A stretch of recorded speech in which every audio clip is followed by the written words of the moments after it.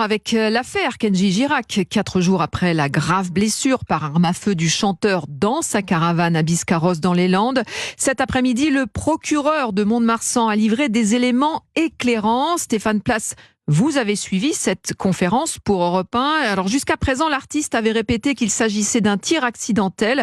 Aujourd'hui, cette thèse ne tient plus.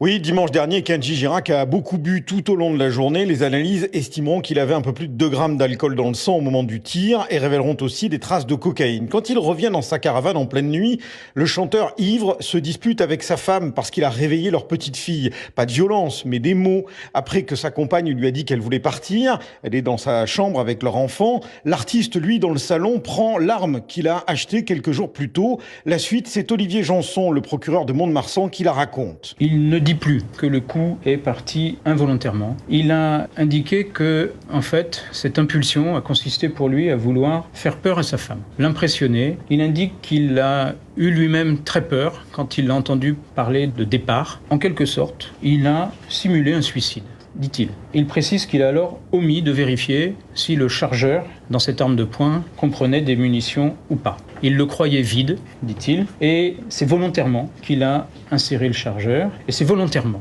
qu'il s'est tiré dessus. Kenji Girac indique assumer ce qu'il a fait tout en le regrettant fortement et maintient qu'il s'agit d'une simulation de suicide. A précisé le magistrat, cette affaire, sur le plan judiciaire, devrait se terminer par un classement, a ajouté le procureur.